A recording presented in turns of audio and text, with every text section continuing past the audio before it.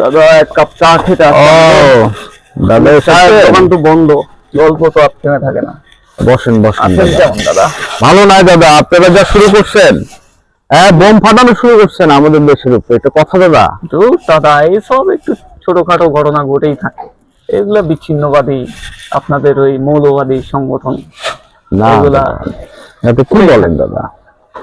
আপনারা মসজিদে মাইকিং করে হচ্ছে যে লোক ডাকেন দেখে আমাদের উপরে, আমাদের কলকাতা নাকি দখল করে নেবেন। দাদা আপনারা বর্ডারে বোতল ঝুলে রাখেন দাদা, আমরা কি বোতল খাই?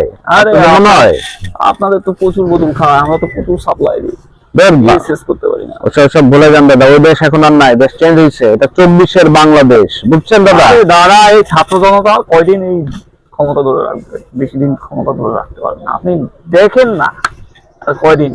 দাদা এটা বাঙালি, বুঝছেন দাদা?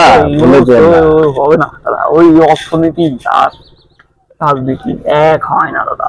দাদা দাদা বেশি কথা বলেন না, বহুত ভুল খেয়েছেন দাদা, আর ভুল খেয়েন না। আপনারা ওই ট্রিটমেন্ট যদি না করেন তাহলে হচ্ছে যে কিন্তু আপনারা, আমরা ট্রিটমেন্ট না করলে আপনাদের এই হোটেল, আপনাদের মোটেল সব আউট। এখন যে কটা বাথরুমে হাগেন না যে, ওই কথা থাকবে না দাদা, সব মাঠে যাবেন। আর একটা কথা বলে রাখি দাদা, আমাদের সীমান্তের লোকজন কিন্তু খুব মেজাজওয়ালা, ঠিক আছে?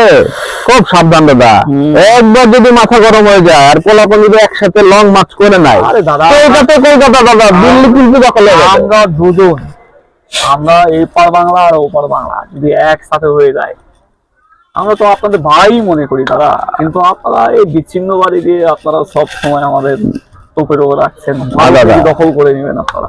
না দাদা এটা ঠিক, আমরা ভাই ভাই, আমরা বাঙালি, আপনার ভাষা বাঙালি দাদা, এরকম মারামারি কাটাকাটি না করে আসেন না দাদা, ভালো মতো থাকি।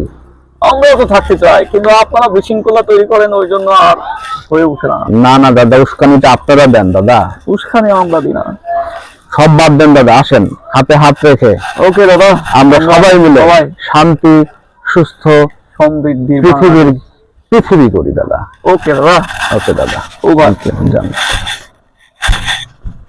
টাকা দেখি।